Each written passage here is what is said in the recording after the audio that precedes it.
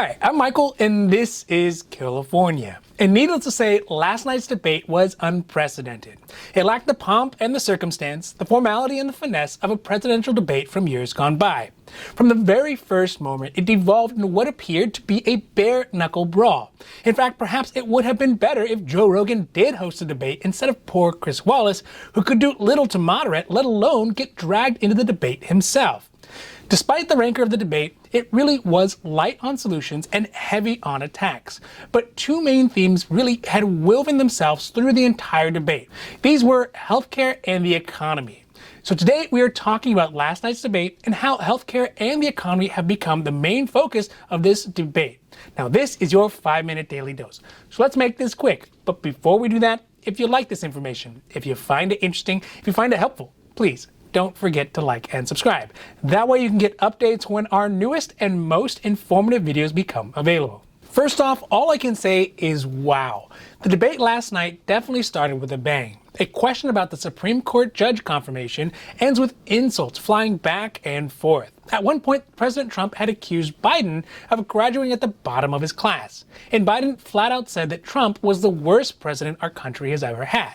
Which is obviously false when we remember that the real worst US president was William Henry Harrison. But either way, it was apparent that President Trump's goal was to label Biden as a socialist and to attempt to associate him with the farthest left members of the Democratic Party. He tried to show him as a hardcore socialist rather than a center-left candidate that he actually is. Now, Biden, on the other hand, spent most of the debate trying to portray Trump as unscrupulous, untruthful, and unabashed about his political agenda. That is, when he could get a word in edgewise. And this went on for the entirety of the debate. But two of the biggest recurring themes that we saw run throughout the debate was healthcare and the economy. One which benefits Biden, and the other which benefits Trump. Early on, the question about Supreme Court somehow merged into healthcare. Rightly, I think that Biden had the advantage in this section, mainly because he and that other guy who actually was president at the time presided over one of the biggest shifts in healthcare in US history with the ACA. This emphasis on healthcare's importance within the debate was made even stronger by the fact that it was being held in an auditorium that shortly before had been a makeshift hospital to help folks who had been affected by the pandemic.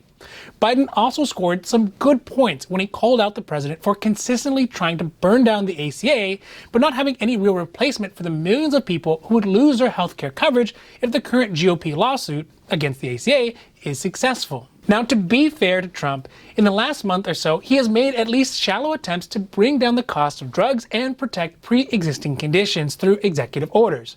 But again, executive orders, they don't hold much water, especially as the rest of the Republican Party would overturn them as soon as they get the chance. One of the strong points that President Trump had was the economy. He was able to tout the pre-pandemic booming US economy, record low unemployment, and his attempts to bring back jobs to the US that had long been extinct. But the economy is a tough laurel to rest on when the booming success that we had in the first few years of his presidency is now overshadowed by the current economic bust that millions of Americans are feeling today. Yes, of course, the pandemic would have a negative effect on any economy under any president. We see that around the world.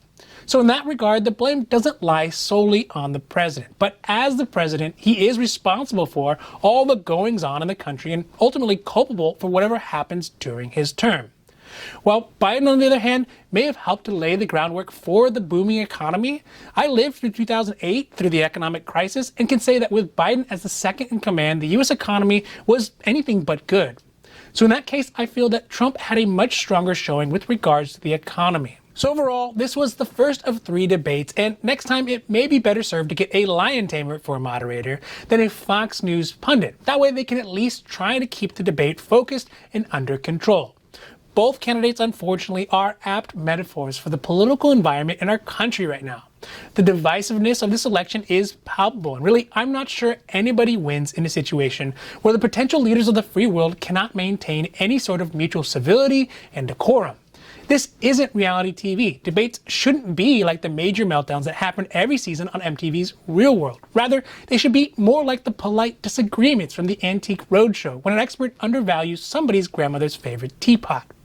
So we will have to see how the other 2 debates play out. But if this is any symbol of what is going to be coming, this election will be anything but boring. Now, this has been your 5-minute daily dose, and I hope that you found it interesting or helpful or at least useful. And if you did, please don't forget to like and subscribe. That way you can get updates when our newest and most informative videos become available. Also, we here at Carelifornia, we know health insurance. So if you have any questions about your health insurance, leave those down below and we'll be happy to make a new video or a new post as soon as we can.